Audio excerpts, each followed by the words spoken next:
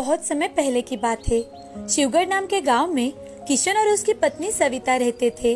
वो दोनों लोगों के खेतों में मजदूरी का काम करते थे और अपना पेट भरते थे। किशन और सविता ने घर वालों के खिलाफ जाकर शादी की थी। तब से वो दोनों शिवगढ़ में आकर ही रहने लगे थे। इस साल बहुत ज्यादा बारिश होने के कारण गांव में सभी लोगों की फसल खराब हो चुकी थी, इसीलिए उनको खेती में कोई काम नहीं मिल रहा था। दोनों के पास जितनी जमा पूंजी थी, अब वो भी खत्म हो चुकी थी। अब उनके पास पैसों की बहुत कमी थी।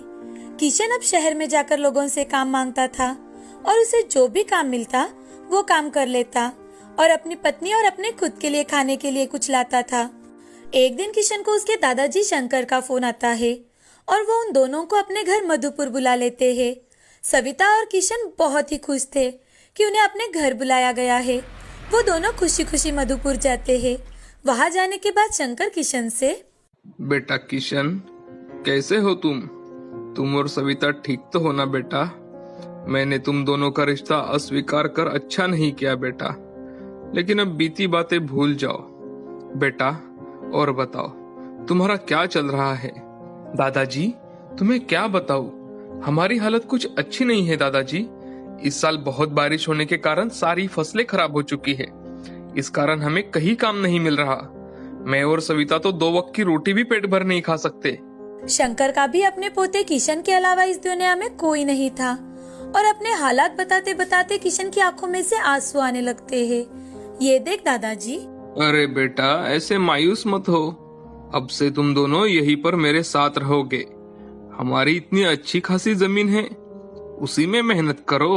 दादाजी की बातें सुनकर सविता और किशन दोनों बहुत खुश हो जाते हैं।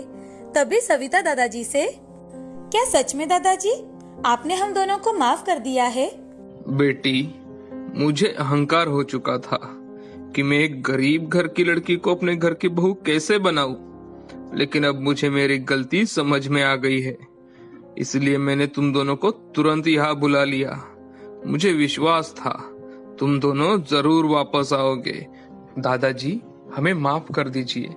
आपने हमें घर से जाने के लिए कहा तो हम भी गुस्से में यहाँ से चले गए।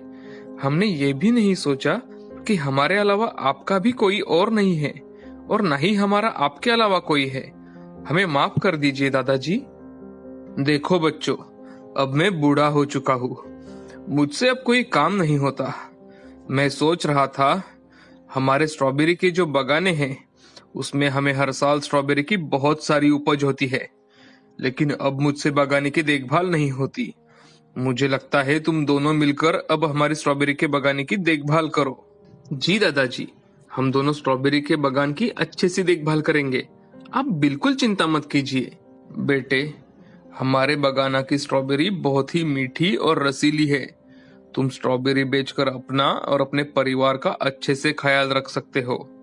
मेरा क्या है, मैं आज हूँ कल नहीं। ये सारी प्रॉपर्टी तो तुम्हारी ही है बेटा। आज नहीं तो कल तुम्हें ही ये सब संभालना है। ठीक है दादाजी, आप जैसे कहेंगे मैं ठीक वैसा ही करूंगा। अच्छी बात है। चलो, कल मैं तुम दोनों को अपने साथ स्ट्रॉबेरी के बागाने में ले चलूंगा। दूसरे दिन सुबह जल्दी उठकर दादाजी किशन और सविता के साथ स्ट्रॉबेरी के बागान में चले जाते हैं। बागान देखकर किशन और सविता बहुत खुश हो जाते हैं। बागान में स्ट्रॉबेरी के पौधों को छोटी छोटी स्ट्रॉबेरी लगी हुई थी। उसे देख सविता, अरे वाह, कितनी सारी स्ट्रॉबेरी लगी है और कुछ तो लाल भी होने वाली है। दादाजी, आज से ही मैं और सविता मिलकर बागान का काम शुरू कर देते हैं। अब वक्त आ चुका है कि बचपन से लेकर आज तक आपने मुझे जो सिखाया है उसे असल में इस्तेमाल कर सकूं। किशन और सविता दोनों मिलकर अब दादाजी की देखरेख में बागान संभालने लगते हैं। अब कुछ ही दिनों में स्ट्रॉबेरी पककर तैयार हो जाती है। किशन और सविता अपने ही गांव के कुछ लोगों को अपने साथ लेकर स्ट्रॉबेरी की छोटी छोटी बॉक्स में पैकिंग करते हैं और किशन उन बॉक्स को शहर ले जाकर बेचने लगता है। स्ट्रॉबेरी किसी व्यापारी को ना बेचकर किशन खुद ही उन्हें शहर जाकर बेचता था, तो उसे अच्छे पैसे भी मिलने लगे थे। अच्छा मुनाफा देख किशन मन ही मन, ये सब दादाजी की वजह से ही हो रहा है। आज मैं और सविता एक बेहतर जिंदगी बिता पा रहे हैं। अगर दादाजी ने हमें घर नहीं बुलाया होता तो हम कभी अपने बागान में काम नहीं कर पाते। और ना ही इतने पैसे कमा पाते। किशन अब अपनी सारी जिम्मेदारियां अच्छे से निभा रहा था। ऐसे ही वक्त गुजरता गया। 6 महीने बीत जाने के बाद अब फिर से पौधों को स्ट्रॉबेरी लग चुकी थी। सविता और किशन स्ट्रॉबेरी के पौधों की अच्छी तरह से देखभाल करते थे। वो बहुत ज्यादा मेहनत करते थे और स्ट्रॉबेरी तैयार होते ही स्ट्रॉबेरी के बॉक्स बनाकर शहर ले जाते थे। अब किशन की स्ट्रॉबेरी के चर्चे सभी जगह होने लगे थे। सब लोग किशन की ही स्ट्रॉबेरी लेना पसंद करते थे। लोग दूर दूर से स्ट्रॉबेरी लेने के लिए किशन के घर आने लगे थे। साथ ही किशन के कारण गांव के कई बेरोजगार लोगों को रोजगार भी मिला था। ये सब देखकर गांव के एक व्यापारी सुंदर को किशन से जलन होने लगती है, क्योंकि जब से किशन घर से बाहर गया था तब से दादाजी के बागान की सारी स्ट्रॉबेरी सुंदर ही बेचता था और कभी कभी तो वो दादाजी को पूरे पैसे भी नहीं देता था। अब सुंदर मन ही मन, अरे यार, ये किशन कहाँ से बीच में आ गया? स्ट्रॉबेरी बेचने का काम मेरा था। इस किशन की वजह से मेरा सब प्रॉफिट इस साल भी चला जाएगा। मुझे कुछ न कुछ तो करना ही चाहिए। ये सब सोचकर सुंदर रात के समय अपने 2 दोस्तों को लेकर किशन के स्ट्रॉबेरी के बागान में आता है और सारे स्ट्रॉबेरी के पौधों के ऊपर जहरीली दवाइयां डाल देता है और वहां से भाग निकलता है। दूसरे दिन सुबह किशन और सविता अपने बागान में आते हैं तो देखते हैं कि स्ट्रॉबेरी के सारे पौधे मुरझाकर मर चुके हैं। हे भगवान, ये सब क्या हुआ है? पौधे मुरझाकर स्ट्रॉबेरी काली क्यों पड़ चुकी है? कल शाम तक तो सब कुछ अच्छा था। अचानक से रात में ऐसा क्या हो गया कि ये सब खराब हो गए? किशन और सविता बहुत अफसोस करते हैं। उनकी आंखों में से आंसू आने लगते हैं। वो सोचने लगते हैं कि वो दोनों स्ट्रॉबेरी के बागान की अच्छी तरह से देखभाल कर ही नहीं पाए। दोनों रोते हुए घर जाने के लिए निकलते हैं। उन्हें उदास देख सुंदर बहुत खुश हो जाता है और मन ही मन, ले और बेच स्ट्रॉबेरी। अब तुम्हें समझ आएगा बेटा। अगर मुझे स्ट्रॉबेरी बेची होती तो तुम्हें कुछ न कुछ तो पैसे मिले होते। घर आने के बाद किशन और सविता सारी बातें दादाजी को बताते हैं। अरे, ऐसे कैसे हो सकता है? तुम दोनों मेरे साथ चलो। हम साथ जाकर स्ट्रॉबेरी का बगाना देख कर आते हैं। दादाजी, उधर जाने का कोई फायदा नहीं है, क्योंकि सब पौधे खत्म हो चुके हैं। कुछ भी नहीं बचा। लेकिन फिर भी मुझे देखना है। चलो, हम अभी बगाने की ओर चलते हैं। दादाजी को लेकर किशन और सविता बागान में जाते हैं। पौधों को देख दादाजी, अरे, यहाँ तो सब कुछ बर्बाद हो गया है। सब स्ट्रॉबेरी के पौधे खत्म हो चुके हैं और स्ट्रॉबेरी भी काली पड़ चुकी है। इस पर जरूर कुछ जहरीले औषधियों का छिड़काव किया गया है। लेकिन दादाजी, हम तो बगान में कभी किसी औषधियों का इस्तेमाल नहीं करते। हाँ, लेकिन ये हुआ है बेटा। ये मेरा तजुर्बा कह रहा है। यहाँ जरूर किसी ने जहरीली औषधियाँ छिड़काई है। किशन और दादाजी दोनों बागान में घूम रहे थे। तभी किशन की नजर एक छोटे से स्ट्रॉबेरी के पौधे पर पड़ जाती है। वो पौधा बिल्कुल हरा था। उसे देख किशन, दादाजी यहाँ आइए। ये देखिए, ये पौधा तो अभी भी बिल्कुल हरा है और उसे छोटी छोटी स्ट्रॉबेरी भी है। बिल्कुल जला नहीं है। मैं अभी पानी लाकर इसे डालता हूँ। किशन बेटे, तुम एक काम करो। इस पौधे के साथ साथ सारे पौधों को भी पानी डालकर देखो, शायद कुछ बन पाए। सारे स्ट्रॉबेरी के पौधों को पानी डालकर अब तीनों घर चले जाते हैं। दूसरे दिन हमेशा की तरह सविता और किशन बागान को देखने के लिए आते हैं तो देखते ही रह जाते हैं, क्योंकि पूरे स्ट्रॉबेरी के पौधे अब फिर से हरे भरे हो चुके थे और पौधों को लाल लाल स्ट्रॉबेरी भी लग चुकी थी। ये देख सविता, अरे ये कैसा चमत्कार है! सारे पौधों को फिर से स्ट्रॉबेरी लगी है और वो भी पहले से कई ज्यादा लगी है। पता नहीं ये सब क्या हो रहा है हमारे साथ। लेकिन परसों मैंने एक छोटा सा स्ट्रॉबेरी का पौधा देखा था जो बिल्कुल हरा भरा था। कहीं वो कोई जादुई पौधा तो नहीं था? हाँ, मुझे लगता है वो कोई जादुई पौधा होगा, तभी तो हमारे सारे पौधे हरे हो गए हैं और स्ट्रॉबेरी भी लाल हो चुकी है।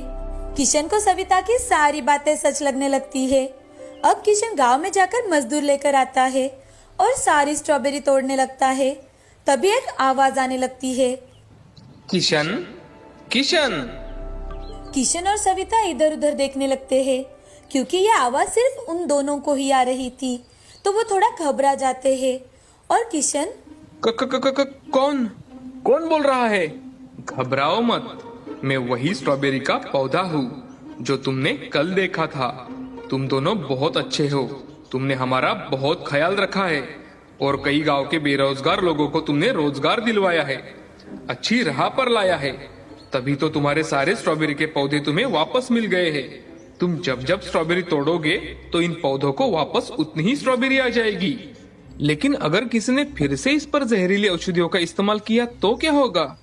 तुम चिंता मत करो, अब ये नामुमकिन है, क्योंकि जो भी हमें नष्ट करने आएगा वो इस बागान के बाहर ही नहीं जा पाएगा, यही घूमता रह जाएगा।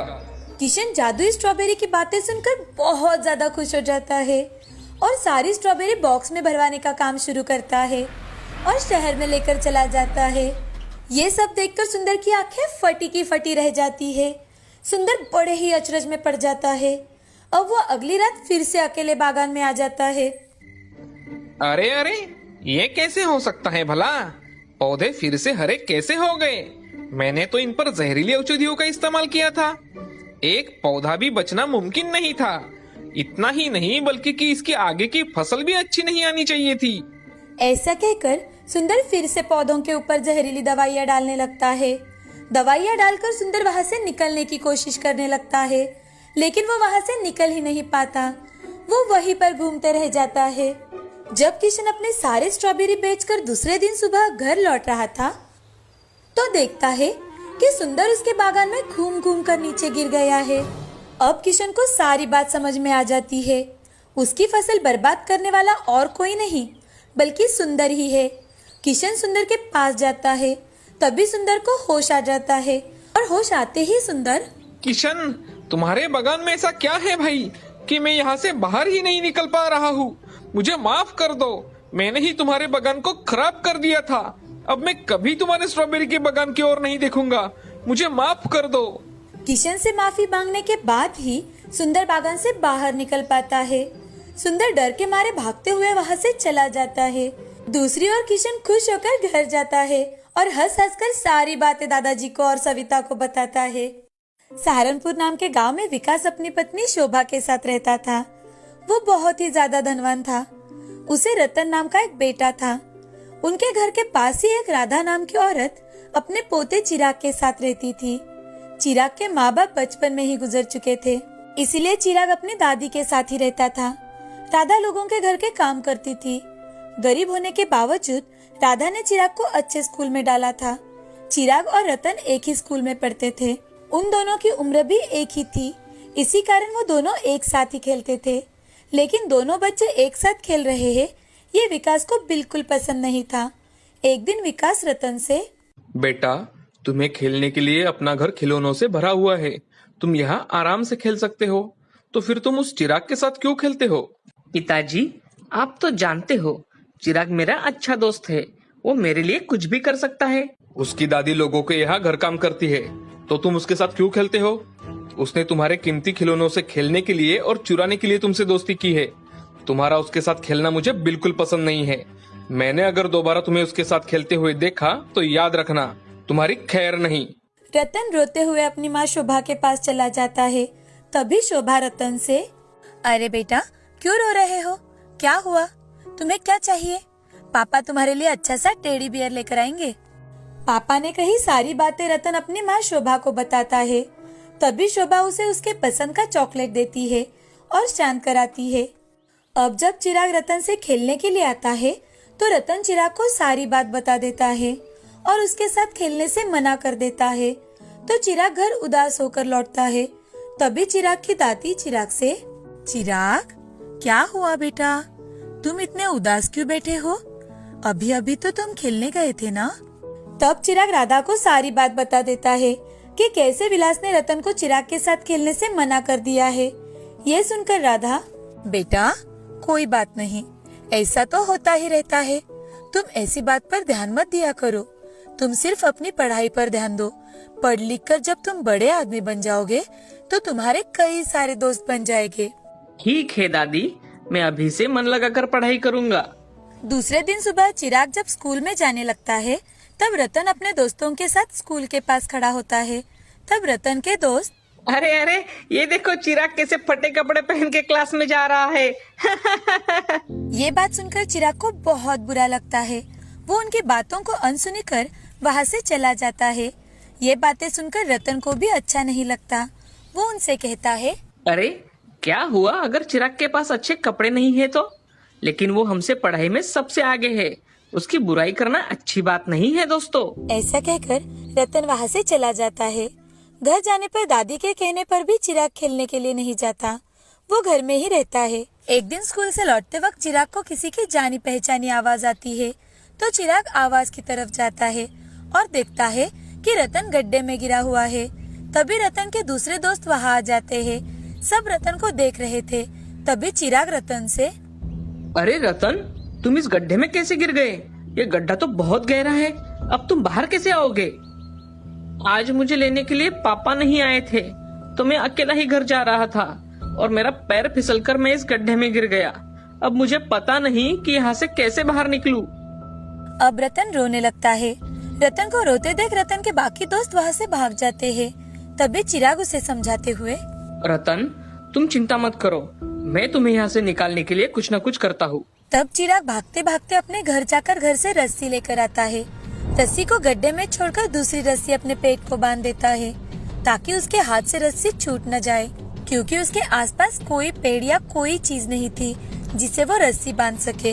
अब वो धीरे धीरे उसे ऊपर की ओर खींचने लगता है। रतन, तुम घबराओ मत, मैं तुम्हें यहाँ से सही सलामत बाहर निकाल लूंगा, तुम बिल्कुल मत घबराना। उसी समय विकास वहाँ से जा रहा था। विकास को पता ही नहीं था कि उसका बेटा रतन ही इस गड्ढे में गिरा हुआ है। वो थोड़ी दूर से देख रहा था कि चिराग किस तरह किसी की जान बचा रहा है। चिराग जान की बाजी लगाकर रतन को बचाता है, बाहर निकालता है। चिराग ने रतन को बड़ी होशियारी से गड्ढे से बाहर निकाला। ऊपर आते ही रतन चिराग के गले लग जाता है और उसे थैंक्स कहने लगता है। रतन को ऊपर आते देख विकास भागते हुए वहाँ आ जाता है और विकास के साथ चिराग को भी अपने गले लगा लेता है। उसे अपनी गलती का एहसास हो जाता है। उसे रतन से कई बातें याद आ जाती है। साथ ही रतन की भी बातें याद आती है कि चिराग मेरे लिए कुछ भी कर सकता है। और विकास चिराग से, मुझे माफ कर देना बेटा, मैंने रतन को तुम्हारे साथ खेलने से मना किया था, मैं बहुत गलत था। आज से तुम हमारे घर हर रोज खेलने आ सकते हो, और हाँ, कभी कभी मेरे साथ भी गप्पे किया करो। ऐसा कहकर वो दोनों को फिर से गले लगा लेता है। अंकल, आप मुझसे माफी मत मांगिए, मैं आपसे बहुत छोटा हूँ। विकास चिराग और रतन को लेकर घर आ जाता है। घर आने के बाद सभी बीती बातें शोभा और राधा को बताता है। अब चिराग और रतन साथ में पढ़ाई करते हैं, साथ में खेलते हैं और स्कूल में भी साथ ही जाते हैं। अब विकास रतन के साथ साथ चिराग के लिए भी कभी कभार कपड़े खरीदने लगा। उसे अपने साथ पार्टीज में भी ले जाने लगा। अब सब अपने अपने घर खुशी खुशी रहते हैं। अब रतन और चिराग दोनों गहरे दोस्त हो जाते हैं।